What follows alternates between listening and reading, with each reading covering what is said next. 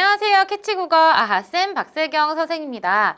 우리가 지난 시간에 김춘수 시인의 꽃을 읽으면서 이름을 불러주는 행위를 통하여서 의미를 부여하고 진정한 관계를 맺어가며 꽃이라고 하는 의미 있는 존재가 되는 것이구나 라고 하는 걸 깨달았을 겁니다. 아마 시인은 이렇게 의미 있는 관계가 되어가는 것 참 아름다워 라는 심리적 인식을 하였을 것이고 그것을 작품에 담아냈고 독자인 우리는 같이 읽으면서 나도 이런 아름다운 의미 있는 관계를 맺고 싶어 라고 하는 심리적인 체험을 할 수 있었을 것 같습니다. 이렇게 문학 작품을 통해 소통하는 과정들을 거쳐나가는 게 이번 단원의 가장 중요한 목표였다라고 하는 것 기억하실 것 같아요. 자, 그렇다면 우리가 앞에 정리했었던 내용을 토대로 하여서 어떤 중요 정보들이 담겨 있었는지 학습 활동을 통해서 중요한 내용들 짚어보도록 하겠습니다. 자, 다음 활동을 하면서 이 시의 내용을 정리해 봅시다 라고 되어 있네요. 1연과 2연의 내용을 다음과 같이 정리해 봅시다 라고 했고요. 여러분들 제가 이미 중요하다고 말씀드렸습니다. 1연과 2연에서 달라진 것은 이름을 부르기 전과 부르기 후라고 하는 이름을 부르는 행위가 나타났느냐 나타나지 않았느냐로 갈려진다 라고 같이 공부했잖아요. 나가 그의 이름을 불러주기 전에는 그는 하나의 몸짓에 지나지 않았다. 수많은 다른 사람들과 다를 바가 없는 존재겠네요. 그렇죠? 하지만 나가 그의 이름을 불러주게 되었을 때 의미를 부여하고 진정한 관계를 맺게 되었을 때 그는 나에게로 와서 꽃이 되었다라고 하는 의미 있는 존재가 되었다라는 내용이 2연에 담겨 있었습니다. 3연과 4연에 담겨있는 화자의 바람이 무엇인지도 같이 정리해 볼게요.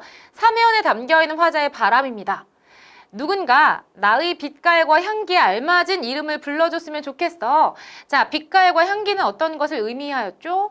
바로 나의 본질, 나의 본래적 성질 이런 것들을 잘 이해하고 나라는 존재를 진정으로 알아서 같이 의미를 맺어갔으면 좋겠어 라고 하는 소망이 3연에 담겨 있는 것이잖아요.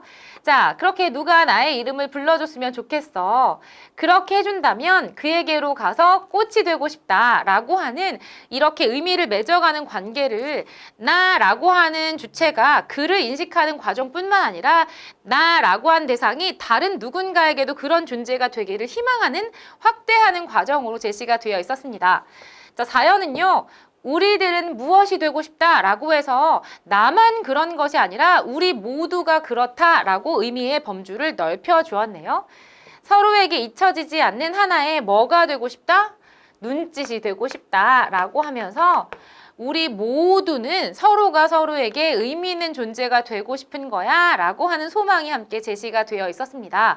이처럼 시의 화자는 자신의 간절한 소망, 강렬한 소망을 뭐뭐가 되고 싶다라고 하는 말의 반복을 통해서 강조해주고 있구나라고 판단을 해보셔도 좋을 것 같습니다. 자, 목표 학습으로 넘어올 텐데요. 여기는 짧은 글이 한 편 실려 있고요. 이 글과 관련하여서 시를 다시 한번 이해해보는 학습을 해보도록 하겠습니다. 19의 의미를 중심으로 하여 이 시를 감상해보자 라고 해서 다음 글을 참고하여 이 시에서 이름을 부른다와 꽃이 된다가 무엇을 의미하는지를 생각해보자. 자, 어린 왕자의 일부가 실려 있습니다. 선생님도 이 어린 왕자를 어렸을 때도 읽어보았고 크고 나서 읽었더니 또 다른 느낌으로 다가오더라고. 그래서 고전이라고 하는 게 가치가 있는 것 같아. 읽을 때마다 좀 새롭게 느껴지니까. 읽어볼까요? 아니, 난 친구들을 찾고 있어. 길들인다는 게 뭐지? 그건 사람들이 너무나 잊고 있는 건데 그건 관계를 맺는다는 뜻이야 라고 이야기하네요. 지금 여우가 이야기했습니다. 길들인다 라고 하는 건 관계를 맺는다는 의미래요. 그럼 여러분들 이 부분만 보더라도 우리가 앞에서 공부했었던 이름을 부르는 행위가 어떤 것이었지? 관계를 맺는 것, 의미 있는 관계를 서로 맺어가는 것을 의미하는 것이었기 때문에 지금 길들이다 라고 하는 것도 이름을 부르는 행위와 의미가 같겠구나 라는 생각이 들어요. 그렇죠? 여우가 말했다. 관계를 맺는다고? 물론이지. 여우가 말했다. 넌 나에게 아직은 수없이 많은 다른 어린아이들과 조금도 다를 바 없는 한 아이에 지나지 않아. 그래서 나는 네가 별로 필요하지 않아. 너 역시 내가 필요하지 않고. 나도 너에게는 수없이 많은 다른 여우들과 조금도 다를 바 없는 한 마리의 여우에 지나지 않지 라고 되어 있습니다. 자, 그러면 아까는 이름을 부르는 행위가 이루어지기 전과 후로 나누어졌다면 지금은 길들이기의 전과 후로 나누어지는 거예요. 자, 길들이기 전의 경우는 여우와 어린 왕자가 어떤 관계인가요? 그냥 수많은 존재, 수없이 많은 존재 중 하나일 뿐이야.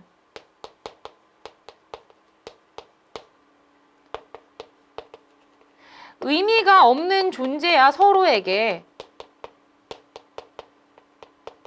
라고 볼 수 있지 않을까요? 그쵸? 하지만 네가 나를 길들인다면 우리는 서로가 필요하게 되는 거야. 나는 내게 이 세상에서 하나밖에 없는 존재가 되는 거야. 난 내게 이 세상에서 하나밖에 없는 존재가 될 거고 라고 해서 길들인 이후에 여우와 어린 왕자의 관계가 달라집니다. 바로 어떤 거예요? 서로 필요 있는 존재가 되는 거예요. 필요한 존재. 이 세상에서 하나밖에 없는 존재. 그런 존재가 되는 거야. 이거 하나밖에 없는 존재. 그런 존재가 되는 거야. 뭐를 통해서 달라지는 거예요? 길들이는 행동을 통해서 달라질 수 있는 것이구나 라고 확인을 해보시면 될 것 같습니다. 이제 좀 알 것 같아. 어린 왕자가 말했다. 꽃 한 송이가 있는데 말이야, 그 꽃이 날 길들였나 봐 라고 하는 건 나 지금 이 꽃이 없는 그곳에 왔지만 그 꽃은 나한테서 세상에서 하나밖에 없는 존재인 것 같아. 의미 있는 존재인 것 같아 라고 하는 걸 깨닫고 있는 어린 왕자의 태도가 제시가 되어 있습니다. 자, 그래서 여러분들 진짜 중요한 거야. 어떤 거? 이름을 부르는 행위라고 하는 시 속에서의 내용이 길들인다 라고 하는 이 어린 왕자의 내용과 연결되는 것이구나. 또한 꽃이 된다라고 하는 것은 결국 수많은 존재 중 하나가 아니라 그 수많은 존재 중 하나라는 게 어떤 뜻이냐면 그냥 나한텐 의미 없는 존재. 그냥 걔네들 중에 하나일 뿐이지 라고 하는 존재였다면 꽃이 된다라고 하는 것은 어떤 거예요? 이 세상에 하나밖에 없어서 나한텐 반드시 필요한 존재가 되는 것이겠구나 라고 생각해 주시면 좋겠습니다. 자, 이해하셨을 것 같고 문항을 한번 볼까요? 윗글의 내용을 다음과 같이 정리해 봅시다 라고 해서 어린 왕자가 여우를 길들이기 전과 후로 나누어져 있습니다. 자, 길들이기 전에는 다른 여우나 다른 아이들과 다를 바가 없는 존재, 그 관계였을 거예요. 하지만 길들이게 된다면 서로가 서로에게 필요한 존재, 서로가 서로에게 이 세상에서 하나밖에 없는 존재가 될 것이다 라고 하는 것까지 같이 확인을 해보았습니다. 그래서 이름을 부른다 라고 하는 게 길들이다 라는 의미와 같구나. 자, 2번에서 그 이야기가 담겨 있네요. 1의 활동을 바탕으로 하여 이름을 부른다, 꽃이 된다의 의미가 무엇인지를 생각을 해보자. 자, 이름을 부른다. 자, 별표를 칠게. 되게 중요한 문제예요. 이름을 부른다는 건 그 사람을 의미 있는 존재로 생각하는 것을 뜻해. 해서 이름을 부른다라고 하는 행위가 의미 있는 존재가 되는 것이었구나. 이거. 그래서 여기 있는 이 이름을 부른다라고 했었던 행동과 뭐가 같다고요? 길들이다라고 하는 행위와 같더라라고 하는 것 꼭 기억해 주셔야 되겠습니다. 꽃이 된다라고 하는 건 누군가에게 꼭 필요한 사람이 된다라는 뜻이야. 의미 있는 존재가 된다라는 뜻이었어 라고 하는 건 식구에 대한 이해이기도 하고 우리가 앞에서 보았을 때는 길들인 다음의 여우와 어린 왕자의 관계가 바로 서로 꽃이 되는 존재겠구나라는 생각이 들었을 거예요. 그렇게 그 짧은 글의 내용과 이 시를 연결시키실 수 있는가라고 하는 것들은 반드시 물어볼 만한 문항인 것 같습니다. 자, 1회 활동을 바탕으로 하여서 이 시의 화자가 말하고자 하는 바가 무엇일지를 써보자 라고 되어 있고요. 결국은 이 시의 화자는 의미 있는 존재와 진정한 관계를 맺고 싶어 라는 이야기를 우리에게 전달해주고 있습니다. 서로의 존재를 인식하고 서로에게 의미 있는 관계를 맺어가고 싶어 라고 하는 게 바로 이 시의 시적 화자가 우리에게 전달하려고 하는 바였구나 라고 생각해 주시면 될 것 같아요. 이후 이어져 있는 그 문제들을 보면요. 여러분들이 이 시를 읽고 다음 그 내용들을 수행해보자 해서 모두먼끼리 같이 이야기를 나눠보자. 어떤 식구가 마음에 들었니? 어떤 내용과 표현이 아름답게 느껴졌니? 이 시를 읽으면 어떤 게 떠올라? 언제 읽으면 좋을까? 혹은 너희들의 경험과 비슷한 게 있니? 라고 하는 걸 물어보고 있는데요. 결국 문학 작품을 감상한다는 것은 내가 눈으로 읽고 끝을 내는 것이 아니라 이 작품을 어떤 점에서 형식적으로 혹은 의미적으로 아름답게 느끼는지를 생각을 해보고 이 시의 내용을 나의 경험과도 관련시켜 보고 또 이 시의 내용을 아름답다고 생각하는 요소를 다른 친구들, 다른 독자들과 함께 나누어 보는 소통 활동까지가 굉장히 문학 작품을 잘 읽었다라고 볼 수 있는 것이겠구나. 이런 연결까지 해주시면 될 것 같고요. 또 한 가지 활동이 나와 있는데 여러분들이 꽃이란 시를 잘 읽어보았으니 이 시를 좀 비슷하게 모방하여서 모방시를 지어봐 라는 창작 활동으로 연결짓고 있습니다. 우리가 심미적인 체험에 대한 이야기를 했잖아. 내가 이 작품을 읽고 심미적으로 아름다움을 느꼈다면 이걸 가지고 내가 또 아름다운 내용들을 담아서 써보는 활동도 해보자 라는 게 바로 이 활동의 목표인 것 같습니다. 이건 여러분들 개별적으로 다 해볼 수 있는 내용인 것 같고요. 이거는 여러분들 학교에서 수행하는 내용으로 맡겨두겠습니다. 우리는 옆에 딸려있는 학습활동 응용 문제들을 먼저 해결해보고 소단원 종합 문제로 이어나가 보도록 할게요. 자, 1번입니다. A를 참고할 때 기억의 의미로 알맞은 것을 묻고 있고요. 나가 그의 이름을 부르는 것은 어떤 의미를 지니고 있는 것일까요? 바로 내가 대상에 대해서 인식하는 것, 의미를 부여하는 것, 진정한 관계를 맺어가는 과정이라고 이야기했기 때문에 답은 몇 번으로? 2번으로 찾으시면 되겠습니다. 의미를 부여하는 행위. 자, 2번입니다. 이 시에 대한 감상으로 알맞지 않은 걸 묻고 있고요. 1번입니다. 일련의 몸짓은 상대방의 관심을 받기 위한 노력이 아니라 나한텐 아무런 의미가 없는 존재를 이야기합니다. 따라서 1번 골라주시면 되겠고요. 3번입니다. 사연에 나타난 화자의 소망으로 알맞은 것을 찾아보자 라고 되어 있고 우리 모두는 누군가에게 의미 있는 존재가 되고 싶어해, 무엇인가 되고 싶어해 라고 한 내용이 마지막 사연에 담겨 있었기 때문에 답은 1번으로 찾아주시면 되겠습니다. 서로가 서로에게 의미 있는 존재가 되고 싶어. 자, 4번입니다. 밑줄 친 부분의 의미를 이어절로 써보자 라고 되어 있고요. 나의 이 빛깔과 향기에 알맞은 누가 나의 이름을 불러다오 라고 되어 있고 여기 향기와 그리고 빛깔이라고 하는 것은 나의 모습을 본래적으로 잘 보여주는 성질을 가리키는 말이었습니다. 바로 존재의 본질. 이 4번 문제가 왜 나온 것이냐라고 생각했을 때 우리가 계속 이름을 부르는 행위라든가 꽃이나 혹은 몸짓, 눈짓 이런 것들의 시어의 상징성들은 학습활동에 다뤄두고 있지만 빛깔과 향기의 경우는 그렇지 않기 때문에 여러분들이 한 번은 눈여겨보셨으면 좋겠습니다. 자, 5번에 밑줄 친 부분과 비슷한 행위를 어린 왕자에서 찾아 한 단어로 써보자. 내가 그의 이름을 불러주기 전에는 해서 이름을 부르는 행위가 남아있고요. 이것은 어린 왕자에서 길들인다 라고 하는 행위와 동일한 의미를 지니고 있었죠. 6번입니다. 기억의 의미로 알맞은 것을 찾아보자 라고 되어 있고요. 그 꽃이 날 길들였나 봐 라고 하는 건 나도 그 꽃에게 그 꽃도 나에게 서로 의미 있는 존재가 되었다라는 뜻일 거잖아요. 따라서 답은 몇 번으로? 5번으로 의미 있는 관계를 맺어서 서로에게 소중한 존재가 되었어 라고 하는 정서가 담겨 있습니다. 7번에 밑줄 친 시어의 상징적 의미에 해당하는 표현을 어린 왕자에서 찾아 쓰시오. 내가 그의 이름을 불러주었을 때 그는 나에게로 와서 꽃이 되었다의 꽃 어떤 존재인가요? 이 세상에 하나밖에 없는 존재라고 나와 있잖아. 이 부분을 참고하여 써주시면 되겠습니다. 이 세상에서 하나밖에 없는 존재.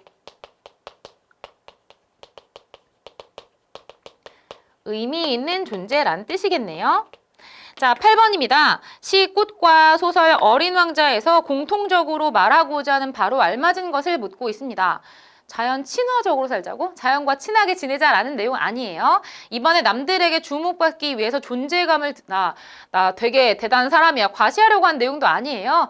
3번에 서로의 존재를 인식하고 진정한 관계를 맺고 싶어요. 그치? 대상의 빛깔과 향기를 잘 알고 그 대상의 진정한 의미를 깨달으면서 서로 의미 있는 관계를 맺고 싶어 라는 게 이 시의 내용이었습니다. 그리고 어린 왕자의 부분도 그러하였고요. 9번입니다. 이 시를 읽고 감상을 나누는 활동을 알맞지 않은 걸 묻고 있고요. 인상 깊은 식구를 이야기해보는 것도 좋겠고요. 이번에 시가 발표된 연도를 알려준다고? 시가 발표된 연도를 안다고 해서 시가 덜 아름답거나 더 아름답게 느껴지진 않을 테니까 2번 골라내시면 되겠습니다. 이 시를 읽은 후 감상으로 적절하지 않은 걸 묻고 있고요.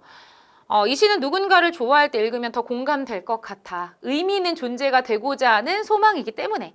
이번에 나도 반 친구들과 서로의 존재를 인식하며 가까워지고 싶어. 나도 누군가에게 의미 있는 존재가 되고 싶고 그 친구도 나에게 의미 있는 존재가 되었으면 좋겠어 라고 생각해 볼 수 있을 것 같습니다. 3번에 내가 이름을 붙여둔 후 친밀해진 고양이를 떠올리게 되었어. 그냥 고양이였던 존재가 이름을 붙여준 다음 나에게 더 의미 있는 존재가 그 고양이도 나를 그렇게 인식하길 바라는 마음을 담아서. 자, 4번에 서로에게 소중한 존재가 된 후에 죄송합니다. 서로에게 소중한 존재가 된 후에야 이름을 불러줄 수 있다고? 아니요. 이름을 불러주는 행위라고 하는 건 내가 너를 인식했어. 난 너의 존재를 알아. 의미를 부여한 행동이다. 라고 말을 했었잖아요. 따라서 소중한 존재가 돼서야 이름을 불러주는 것이 아니라 이름을 불러줌으로써 의미를 부여하고 소중한 존재가 되더라. 라고 보는 게 맞을 것 같습니다. 답은 4번 찾아주시면 되겠네요. 자, 11번입니다. 모방시를 지을 때 유의할 점으로 알맞지 않은 것을 물었는데요. 형식을 파악해서 이 형식 어땠지? 라는 거 보실 수 있을 것 같습니다.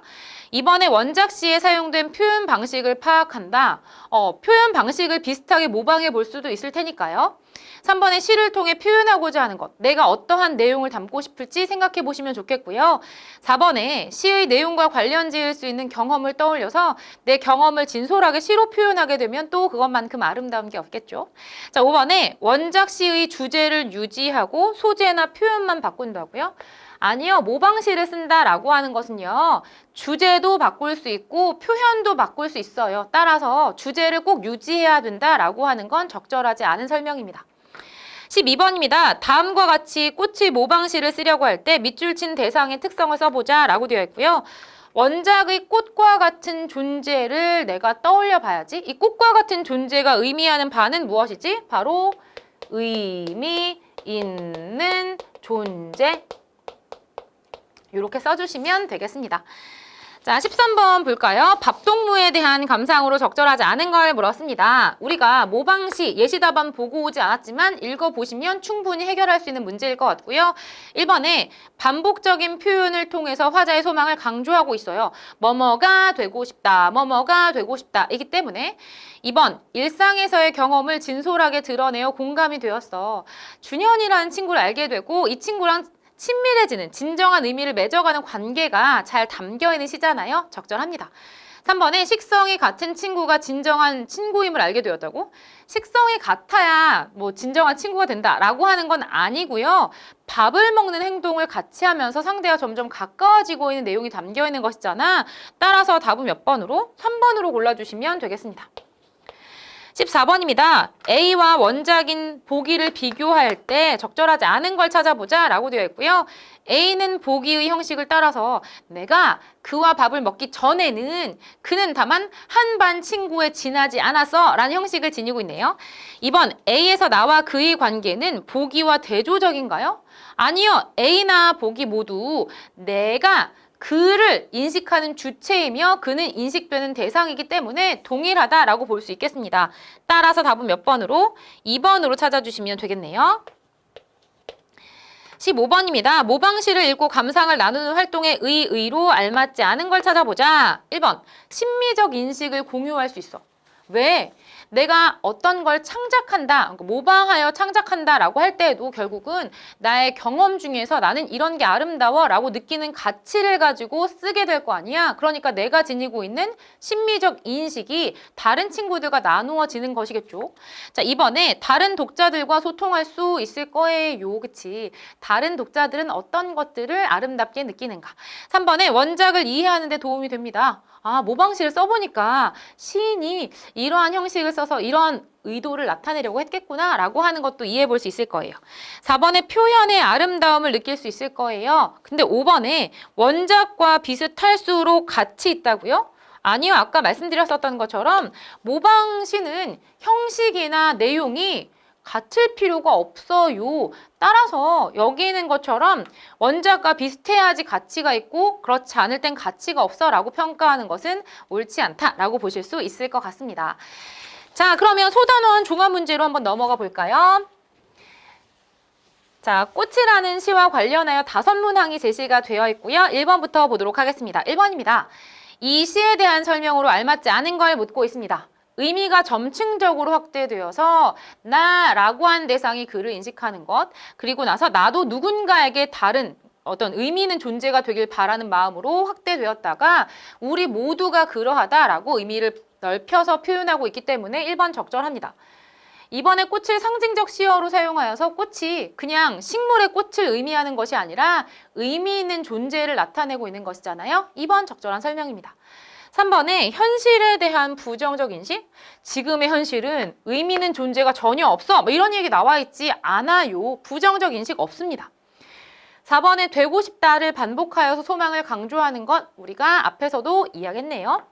5번에 간절한 어조로 화자의 바람을 드러내고 있어요. 뭐뭐가 되고 싶어, 나는 무엇이 되고 싶어, 꽃이 되고 싶어, 눈짓이 되고 싶어 라고 하면서 따라서 3번 답으로 찾아주시면 되겠습니다. 자, 2번입니다. 이 시에서 비슷한 의미로 쓰인 시어끼리 묶인 것을 찾아보자 라고 되어 있는데요. 여러분들, 이름을 부르는 행위가 의미하는 것은 의미를 부여하는 것, 존재를 인식하는 것, 진정한 관계를 맺어가는 과정이라고 같이 공부했습니다. 그 이전의 단계, 이름을 부르기 전에는 뭐였죠? 몸짓에 지나지 않지만 이름을 부른 이후에 꽃이 되고 눈짓이 되는 것이잖아. 따라서 꽃과 눈짓을 찾아주시면 되겠습니다. 물론 그 무엇이라고 하는 것도 의미가 유사하잖아. 그치? 그래서 이렇게 무엇까지 같이 찾아내실 수 있을 것 같습니다. 3번이에요. 자연에 나타난 우리의 소망이 무엇인지를 써보자 라고 되어 있고요. 우리 모두가를 주어로 쓰래. 우리 모두가. 이걸 주어로 하여서 우리의 소망 써보자. 자연은 우리들은 모두 무엇이 되고 싶다. 너는 나에게, 나는 너에게 잊혀지지 않는 하나의 눈짓이 되고 싶다 라고 되어 있고요. 여러분들 우리가 원래 잊히지라고 하는 게 표준어예요. 그런데 잊혀지지를 시적 허용으로 말씀해 주시는 선생님이 되게 있습니다. 그 부분은 학교 선생님 설명을 좀 참고해 주시고 어쨌든 잊혀지지 않는 하나의 눈짓이 되고 싶다라고 하는 것은 서로 어떤 존재가 되고 싶은 거예요? 의미 있는 존재가 되고 싶다. 우리 모두가 서로가 서로에게 의미 있는 존재가 되고 싶어, 되고 싶다 라고 한 내용을 써주시면 되겠습니다. 자, 다시 우리 모두가 서로 이미 좀 주어가 중복되네요. 서로에게 의미 있는 존재가 되기를 소망한다 라고 쓰시기에 조금 더 적절하겠네요. 우리 모두가 서로에게 의미 있는 존재가 되기를 소망한다. 혹은 예시답안 보면 우리 모두가 서로의 존재를 인식하고 서로에게 의미 있는 존재가 되기를 소망한다 라고 나와 있으니까 그 지점 참고해서 써주시면 되겠습니다. 4번이에요. 이 시에 대한 학생들의 감상으로 적절하지 않은 것입니다. 1번. 존재에 대한 인식을 이름 부르기라고 표현했다니 참 참신하네. 인상 깊네. 자, 2번. 누군가가 자신의 존재를 알아봐 주기를 바라는 간절함이 느껴져. 왜? 나도 누군가가 나를 좀 알아봐 줬으면 좋겠어. 그래서 내가 그의 이름을 불러준 것처럼 나의 빛깔과 향기에 알맞은 그 이름을 불러다오라고 간절하게 바라고 있잖아요.